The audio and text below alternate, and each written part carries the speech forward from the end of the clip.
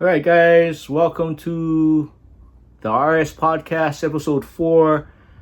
I've been talking to Gloria Nahalea and Uncle Bill Nahalea on the phone, so enjoy the audio version. You're not going to see a lot of me, which is nice, right? You don't need to see my ugly face. So enjoy the podcast and shoot. Okay, we're recording. Today is what, the 6th? The 7th. Yeah, July 7th, talking to Auntie Gloria. She's going to be talking. And 3, 2, 1. Okay, you're on, Auntie. Hey, Ronald. Hi. So glad to have a chat with you again. Oh, likewise. So how's everything going? Everything is going good. Retirement living is fantastic. Forgot how wonderful it was just to be able to chill out and enjoy the moment, smell the roses, drink up some coffee, enjoy the sights around us. Yeah, I've been following you guys the past few, I guess the last week about, yeah, on Facebook. You guys been seeing a lot of nice, mellow, relaxing sights, look like. Well, let me just kind of tell you, and this is what triggered the whole conversation I wanted to share with you today, which is we had, you know that Bill and I like to play music and for our halal, and they can do little performances. And Thursday, we came up to the Seattle area. We took, the main, it's a 4-hour drive to get from where we go to get to Seattle. Great time that we had. It was one of those kinds of performances where it was raining, so the vendors are all starting to pack up.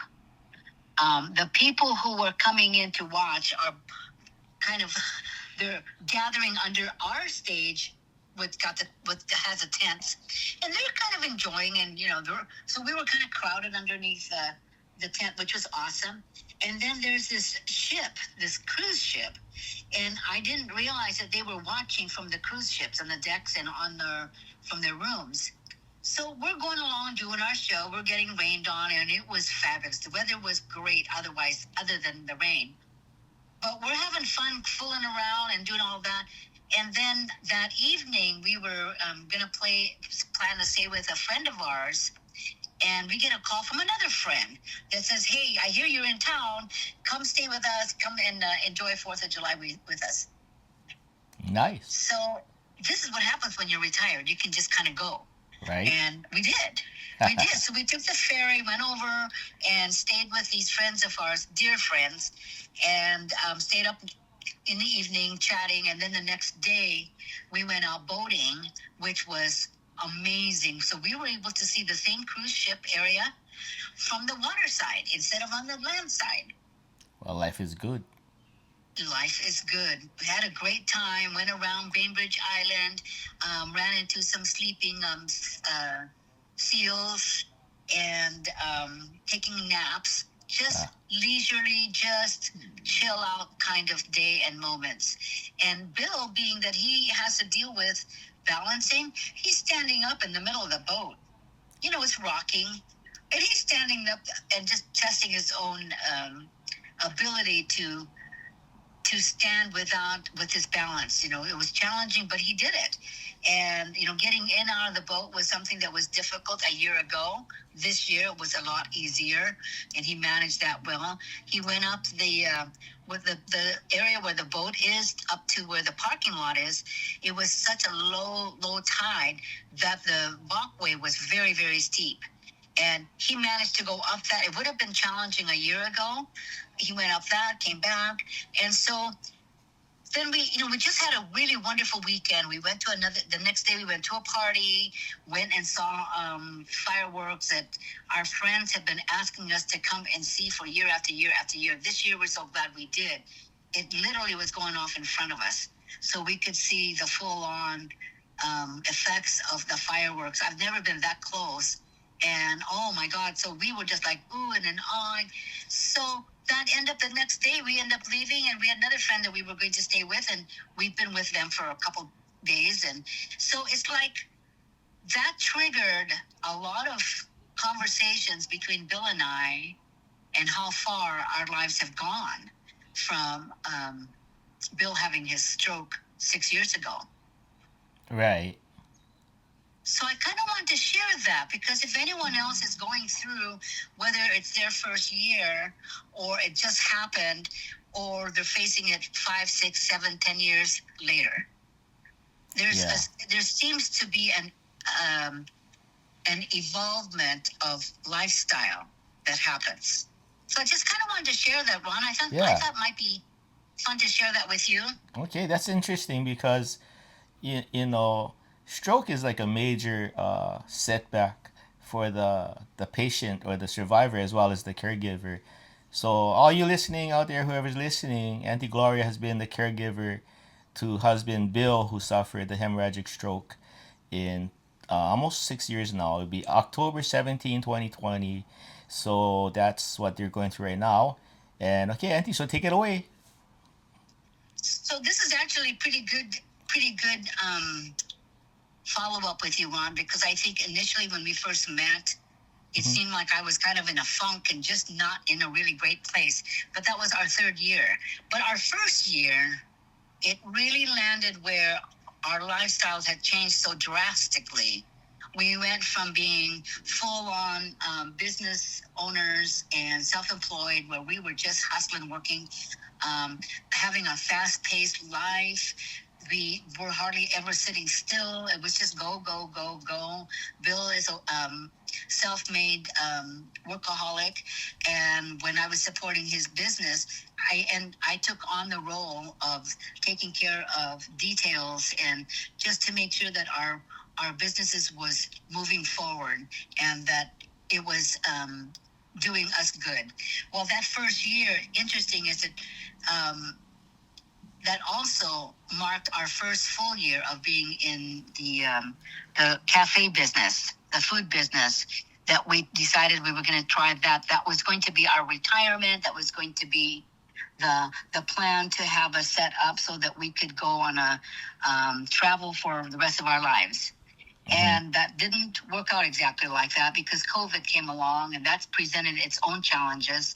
Bill came down with COVID and he had what they call the long haul lung issue. And so it affected him in his working. So then it affected him so much that he did end up having a stroke in October.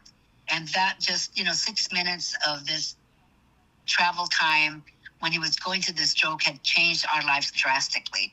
So we found ourselves just working on the basics of health, keeping him alive, making sure that he went from one medical appointment to another, that medical prescriptions were spot on, that he was on the mend to at least get to the point where he can survive on his own. And so that first year was just crazy. In the meantime, we were closing up the business and all that goes with that, post-closing. And it was a zoo. It was a time of mental anguish the entire time, at least for me. For Bill, I don't know whether he really quite knew what was going on until he kept getting better and better and realized that there were some things that he had to face, things he could do, things he could not do. Dealing with paralysis is a huge thing. Dealing with a mental aphasia and comprehension was another thing because he was just confused about many things. So that was the first year that we dealt with. The second year was really trying to regroup and taking a command of our lives. Right. And making sure that taking care of Bill's regular health and home care and all of that was stabilized. And he was going through that enough so that I, as a caregiver, could address my own personal needs. I was legally blind, and so I couldn't drive. And there was a lot of things I couldn't do that made me also be in a disabled lifestyle with Bill. So that we were just trying to adjust that whole second year to a new normal and a way of dealing with ADA lifestyle living. Yeah, that sounds stressful though at that time. It is, Ron. Yeah. It is, Ron, because we normally would just hop into a car, take off and go shopping and do this and so forth and so on. Now we have to think about it. and ask for assists. Yeah. Or figure out ways that people, we were fortunate. We had folks that would contact us and say, hey, I'm going to the store. I'm picking up this. What can I get for you? So without their help, it would have been a real struggle. Thank because God for Bill friends. and we're kind of independent folks, right? Yeah. Not ever needing to have any help and not knowing how to ask for help.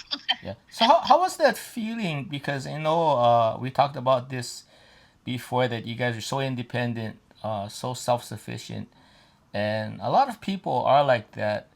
But you would consider, like, well, not consider, when all that happened, you really had to turn to your friends and all that. So you guys did have to put like your pride aside. Yeah, like you really need help, and you got to humble out, and because everything changed and you really need help. And from just you guys provide for yourselves, and all of a sudden it was difficult. How was that feeling, Auntie? That Well, that it feeling. was, as on a personal level, Bill and I were always the ones helping everybody else out. Right. And sometimes people would not even, we could understand when they didn't want to ask for help, and we would have to kind of get into a conversation and then fully realize that there could be something we could do. And so we were those folks. Yeah. We were the people that people would come up and say, hey, we're doing a fundraiser. Can you donate this? Can you play for this? Can you do this? Blah, blah, blah, blah. And so we would. Well, there is something to be said. Now I understand how humility, and we had to humble ourselves. We had to come to that realization that learning to ask for help, there's a difference between asking for help and demanding for help. Right. And we did not want to be those demanders of help. Yeah. But Right. even so, I found myself, most of the time I was pretty good about, gently asking friends for this and that and so forth and so on. We had some wonderful caregivers. They prepared meals, so we didn't have to worry throughout the weekends. We didn't have to worry about those, but they did it on their own. And so a lot of folks did things on their own, knowing and seeing what we needed in help. The humble part of it was I found myself getting more into a mental state where anger, there's the stages of grief. Anger would show up because I'm looking at Bill and he's not the cause or the reason why things happened the way they did and we needed help. But he took it like that. Oh, if I didn't do this, you wouldn't be in this situation, because he could see my angst. So I had to really do a lot of self-reflection and being in a place where if I needed help, who would I ask to help me, and would they understand? Because there are some friends who just would not understand. They're big on, come on, I'll be there. Well, no matter what, I'll be there to help out, and call me if you need. Right. But you know how that goes. Yeah. It doesn't always happen. And something else comes up, and another reason comes up, and another reason, where sometimes I would much rather have had someone just tell me, no, I'm not able to help you in this capacity, but in this I can. Right. And so that would have been much clearer. So I would not have had to, I had friendships that were kind of got on the line. Interesting. Okay, not intended. They didn't intend it, and neither did I. Yeah. Yeah. But it just so happens that that's what happened. Now, today, it's different because they see us at a place where they could talk about things and so forth and so on. Back then, I didn't realize that what they were thinking for themselves was, oh my God, this happened to them. If that happened to me, what would happen to me? And then they went into their own little thinking, overthink. And that's not what needed to be done. It really was, I needed to be able to say, hey, a couple times a week, I need to be able to go here and there. Can you help me with doing one or two of those travels. Right. I could have been more specific. They took it as, oh my God, I'm going to have to be caregiving with her. Right. On a regular basis, and that's not what it was. And also, on the third year, Ron, I must have been in my mental state that people looked at me and I had a worried look all the time. And that I didn't have it together. And it put them in a place of being a little uncomfortable. So yeah, asking for help, I was vulnerable. I had to swallow the humility pill. I had to really swallow pride. I had to swallow a lot of different things. But it made me appreciate what was around me. Bill taught me appreciation and gratitude, because every single day, even to this day, he'll thank me for when I bring him a meal, or if I'm helping him with something. To this day, he still thanks me. That's like a really interesting human spirit kind of lesson, yeah, about life, where you're so helping towards others, for others, and you take care of you guys' own business. All of a sudden, October 17, 2020 happened, and just everything, your lives went upside down, sideways, inside out, everything. Yeah, and COVID. It kind of feels like you've barfed up and then re-barfed up and then Yeah. You know what I mean? Yeah. I mean, it's incredible, what you guys been through, and to be humble and accept the help. A lot of people tell me, like, when they go through their own thing, like whatever it was, like after the fires, even some guys or some brothers would be like, nah, nah, nah, nah. I'm like asking for help. I get them. Like they just, I go, nah, but just ask your family, no problem, But some people, I guess, I don't know why. I guess it's the pride or whatever. But what could you tell somebody that's listening, that the day you can't do something, or maybe if it's just for a little while, and you gotta ask for help, what kind of advice would you give a person, kind of like who was in your shoes, you and Uncle Bill's shoes? Well, That if I were to, the thing I would first of all on that, Ron, I think I would need to assess what the situation is. Mm-hmm. Okay, but I also would share what I learned, and that was, I had a real tough time asking for help for this and this and this, and I would be more specific, because then it triggers that other person. Oh, well, maybe that's what I need help with. They may not know that's what they need help with, but hearing somebody else's journey, sometimes something triggers. Okay, so I would probably say, because I actually had to do this with a friend of mine recently, because her husband just went through a stroke. And she's in a place where she feels like she has to do everything.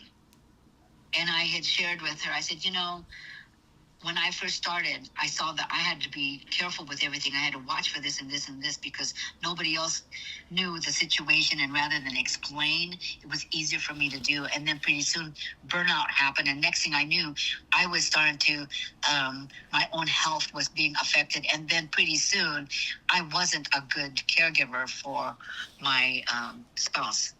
Mm-hmm. So one of the things I needed to learn was, hey, if somebody offered to help me clean my kitchen or clean the bathroom or do whatever, I'm going to say, yes, I would really appreciate that. They'll take about 20 minutes, and these are where the things are. I would really appreciate that help.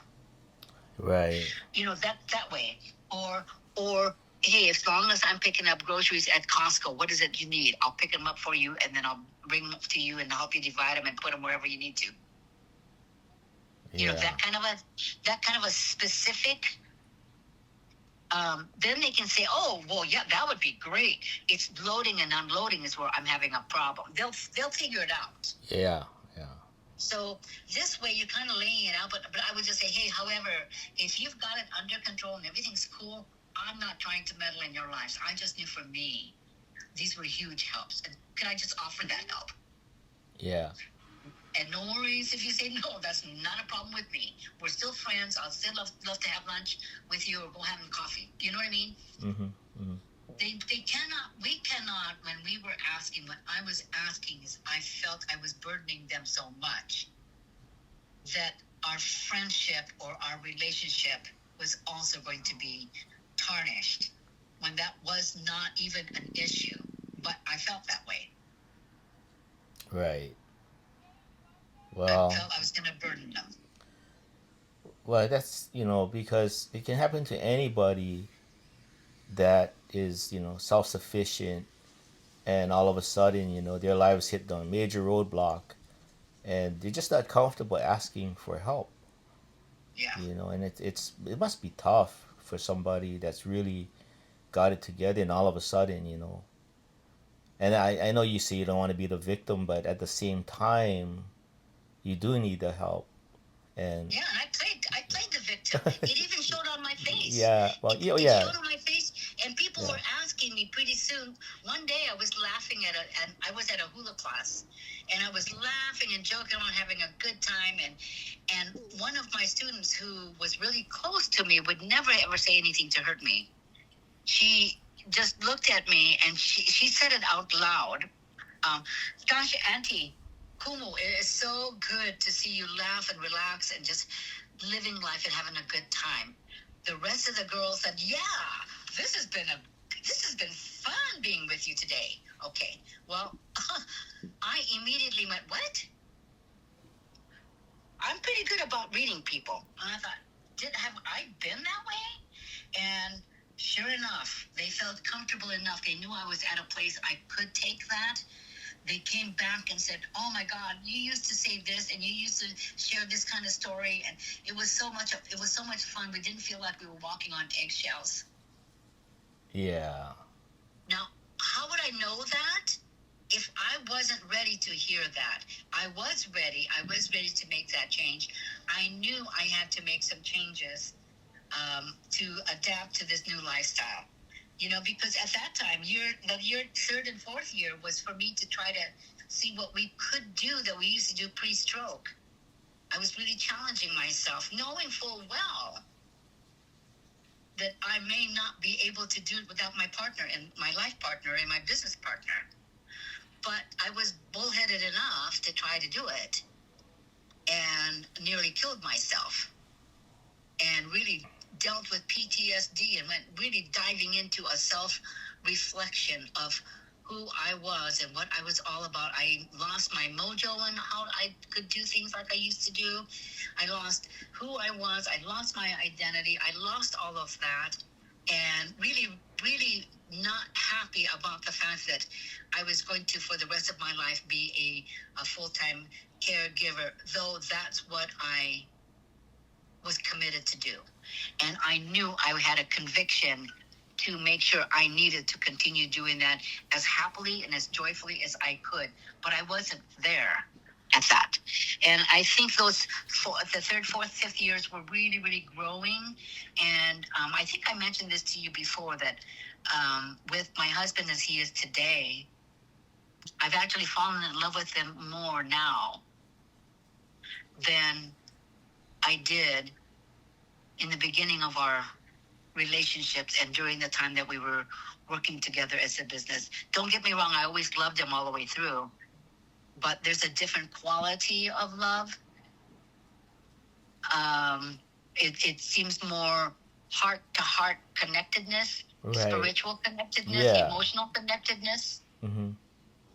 You know what I mean? Yeah, because you had to go beyond what you thought was gonna be in your married life, but like we talked about that when you took the vows, right? It was for good and bad, for good or bad, together, right, till the end. And I know you told me that one time we were sitting down, you're having coffee and we're looking out the window. It's a little frosty outside. It's early in the morning, and you told me like how stressed out you got, that you don't know if you could handle being a caregiver, the stress involved, that you just wanted to walk out at one time or several times or whatnot.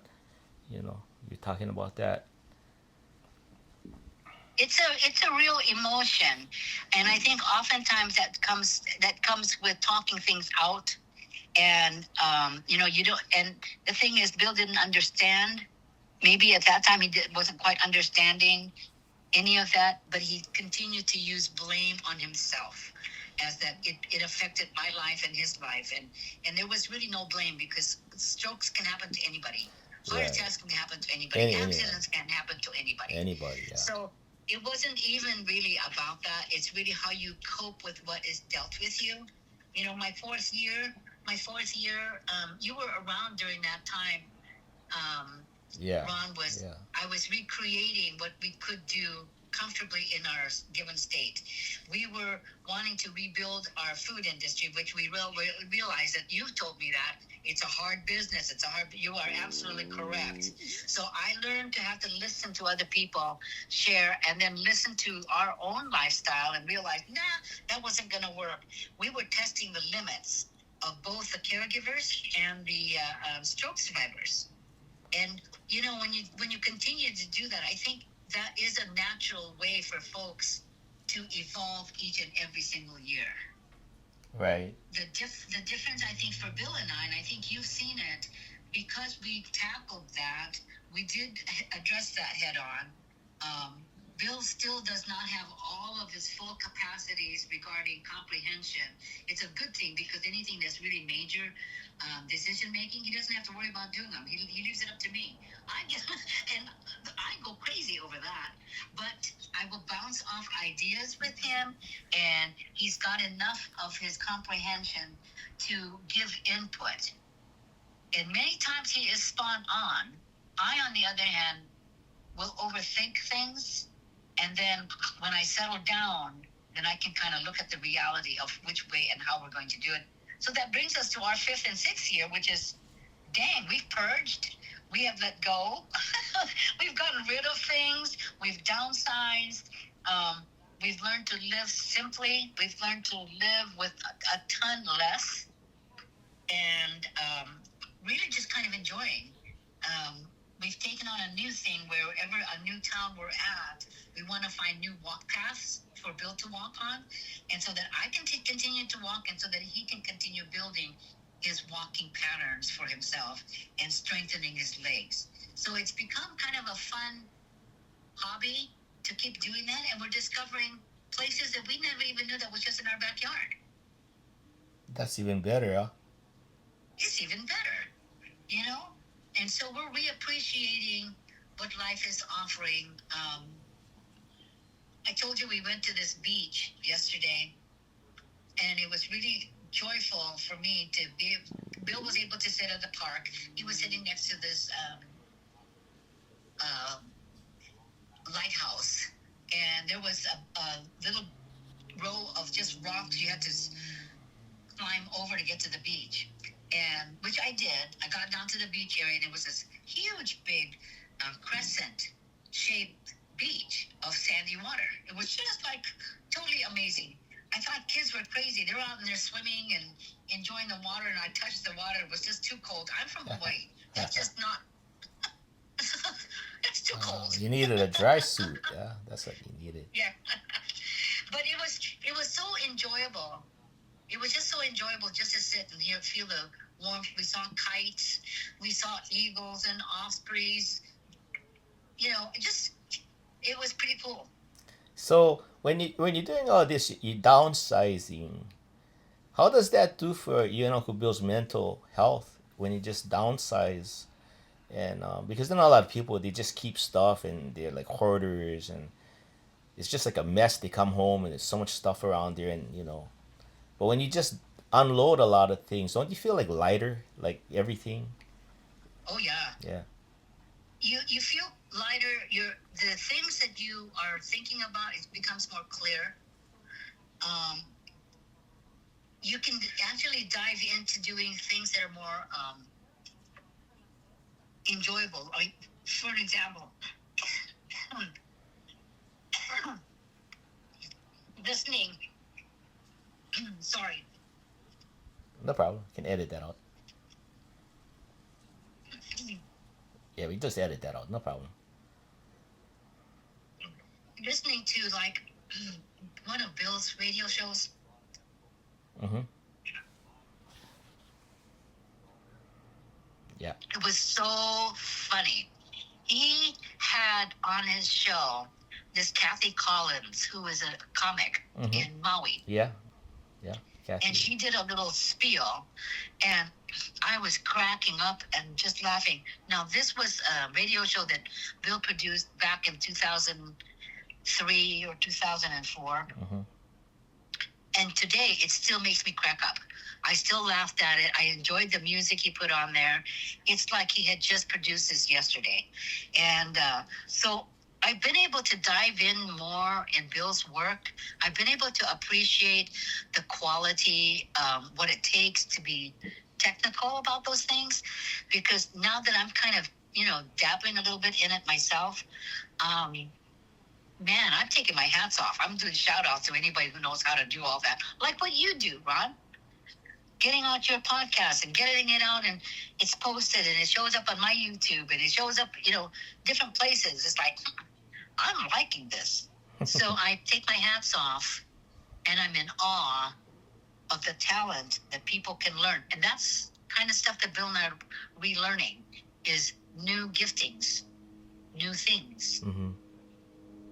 Yeah, you're not done yet. Lots to go, lots to do, lots to figure out. I mean, well, not figure out. Lots of challenges. Yeah, lots of challenges ahead to have fun in doing things and learning new things and the challenges involved and your everyday challenges. But if it wasn't for challenges, life would be boring, huh? Yeah, I think so. Yeah. But I did want to just share the 6 years, how they were different every year. And that I'm looking forward to the fact that we can keep moving forward and that Bill is continuing to get healthier and better and improved. And our quality of life seems to improve more and more every day. In the beginning, the first couple years, I just didn't know whether it was even possible. But as we navigated each and every year, I think we did the best that we could with what we had. I think I think that's a good one that you said right there. I seen it with my own eyes where, it's like you guys just kept going forward. Like no matter what, if it was a money issue, a car issue, a house issue, and I seen it. I think for like 3 weeks I was there one time, almost a month, and like every day, I swear to God, Jesus, people listening, I seen aunties and uncles obstacles, but more so auntie because she had to, she's got to do the administrative work, she's got to do the physical work, she's got to do the planning and the meetings with people and all that stuff. And there was an obstacle almost every day. Yeah, every day you had something. Was something. Yep. You needed something for the truck. I don't know, a transmission or something, and it came. You prayed about it, and maybe a day later, hey, somebody's got the stuff for the truck. And what that taught me was, just having hope and faith and not giving up. I mean, and just staying the course no matter what happens. I still remember this story, and if we're going to say this story almost in every episode, the one where you guys had, like, what was that, like $10 left, and Uncle Bill gave it to some dude at the gas station or something. What was that? That was a classic one. Yeah. So how was that story now? That's an awesome story, When you're self-employed, Ron, we left the corporate world, and we were a couple of people that thought that we can just whip the world, and that everything always looks greener on the other side. And we left both of us left two good cushy jobs, but we were also young enough to want to pursue our dreams. Yeah. And if we were going to do it, we needed to do it now. It was that kind of, mental thinking. Yeah. And sometimes plans go exactly how you want it to go. and you're feast or famine. We happen to have been in a famine situation. Mm-hmm.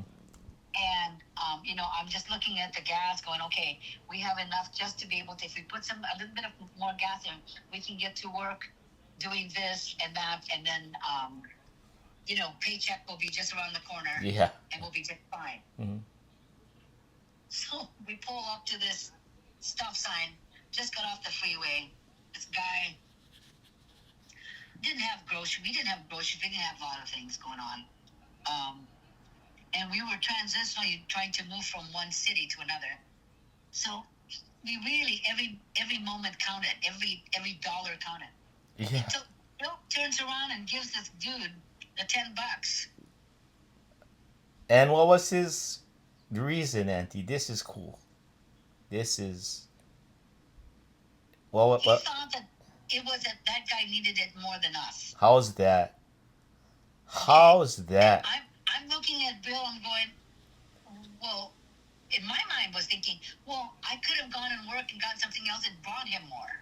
Yeah. Yeah. But for $10 at that moment, Bill just did it from his heart. Wow. He needed it more than we did.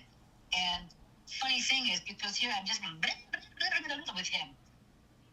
We took off. We were doing something else. By the time we came home, we didn't think anything of it and got into the house and did our own thing.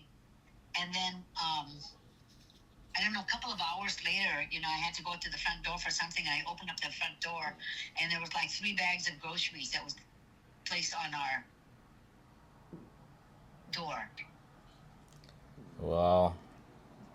So what that tells me is God always provides, and it's not always about us. And clearly, Bill showed his heart. This is what I love about him. He showed his heart. And lo and behold, we were gifted with more. How's that? That story. Anybody listening? Okay, so Uncle Bill's got $10, and he needs gas, thinking the gas is gonna provide transportation for both of them for a couple more trips, and they can make money possibly or another gig. And this dude needs the money, so Uncle Bill, he's recovering from a stroke, gives the guy $10. And Auntie's thinking, oh my God, we needed that money, Bill. They go home, nothing, whatever, you bless the guy, and there's groceries at the front door. I mean, guys, I seen this with my own eyes. The miracles that Uncle Bill and Auntie go through, or what they receive from just being generous, it's like amazing. It like that, like I said, this one time, almost a month, yeah, I was with you guys, and Yep. Man, it was like you just had people stopping by. Yeah, I can't name names on the radio, of course, or on this podcast, but one of their good friends stopped by, which I became friends with. She stopped by. She used to live on Maui. Again, can't say her name. Gotta keep it secret, right? But she stops by and she's got stuff. And another friend invites Auntie guys for something, and it's a dinner, right? So they're not starving. So all these little things adds up, guys. So it pays to be good people. And when you got friends that need help, you help them if you can. If you cannot, you cannot. But be nice to your friends and your family and respect them and all that, because you never know when you might need the help.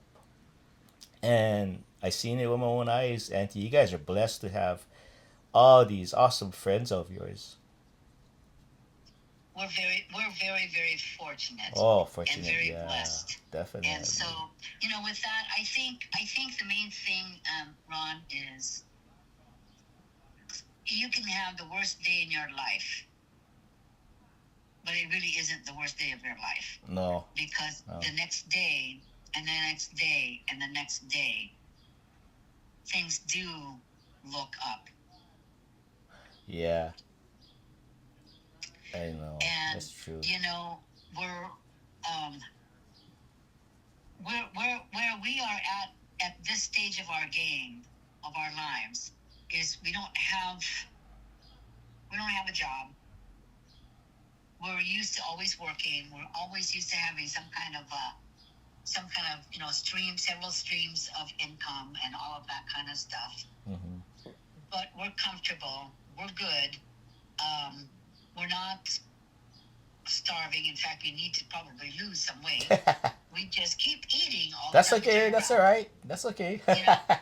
Enjoy. But I think mentally, I think the biggest challenge was mentally. We really needed to be able to choose joy, even at the worst case. Yeah, that's something I really think, you know, if when that time comes where you guys can do your speaking, I think a lot of people will learn about that because here's auntie and uncle going through what they went through, but yet choose smiling, being a good host, laughing, playing the ukulele, dancing, instead of being, like we like to say, the doom and gloom guy.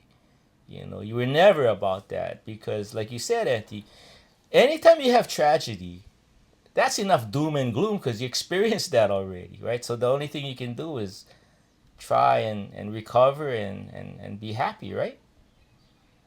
Yeah. Right? It's not always easy. Mm-hmm. And many times choosing joy and happy, something had happened to me just recently that, those of you who know me, especially like Bill knows it, I will just kind of go off the deep end and go, dang it, anyways, blah, blah, blah, blah, and then point the blame at myself, and I could have done this, and I could have done that, and so forth, and how come it had to happen like, just the full-on rant, rave, or complaint. Mm-hmm. At the end of all of that, though, what have I done? I've just gotten myself worse. Yeah. But, that's good to have. The worst case scenario, I'm just very, very glad and very happy that Bill is alive. He's healthy. He's progressing. And, that's not always going to be the same every day, but that's what we've got right now. And life is good. Life is good. Yeah. Life is really good when you you know, like the old school guys would say to somebody that was like complaining and bitching and moaning. Yeah, the old school uncles and aunties, they go, "What you ate this morning, boy?" Yeah, what you complaining for? Yep. What you got your mother get house, you get roof over your head. Yeah, uncle. Yeah, shut up then. Stop complaining. Right? So yeah, okay, yeah, I shouldn't be bitching and moaning. I did have Captain Crunch this morning, and I had a blanket. Yeah, Yep. well, that's not that bad after all. You like be like the homeless guy over there under the bridge, huh? You like be like that guy right there, huh? No, then shut up. Stop complaining. Come on, go rake the yard. Let's go. We're gonna get shaved ice after. Yeah, woohoo!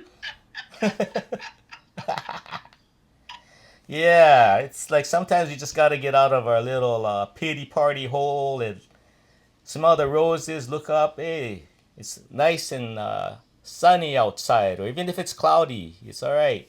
Not that bad. Yep. Yeah. Right. All right, Auntie. Anything else? Yep. No, that's it. I just wanted to share how 6 years can be different. Like the 6 minutes was different, changed our lives. 6 years later, it's different, and our lives have changed. And so, I guess main thing is thank you for letting me share Yeah, our thank little you. journey Yeah. story. And hopefully it kind of, maybe it might not help anybody, but hopefully one tiny little bit of our story might. Yeah, we just gotta promote this podcast so people can hear it. There's a lot of people that need to hear this. That's why, even if they're not a caregiver or a stroke survivor or stroke patient, just the story itself is it's relatable to any circumstance. Really, I think in life. It is. Yeah. It is. Right. It is. Yep. And okay, Auntie, is Uncle Bill there or no? He's not there. Yeah. Hey, how's it, Hey, Uncle Billy. I seen you on the boat, bro. Huh? I seen you on the boat. You guys, Oh, yeah. yeah. That was nice. Yeah, we had fun. It was good. Good. Yeah. I'm glad you guys was out there having fun, Uncle Billy. Yeah. That's good. You know, life can be hard, but life can be good too. You just have to make it, Yeah, absolutely. That's all. Yeah, You look at the good always, never think about the bad. yeah, Because when you think about the bad, it gets you into a whole new different mindset. And for me, I cannot be in a bad mindset. Okay.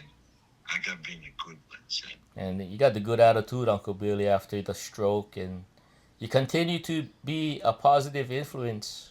So that's good. Keep it up, Uncle Bill. Yeah, Yeah, well, I'm fortunate to have a beautiful wife. She stuck it out because I don't know if I'm telling everybody out there to just listen to this.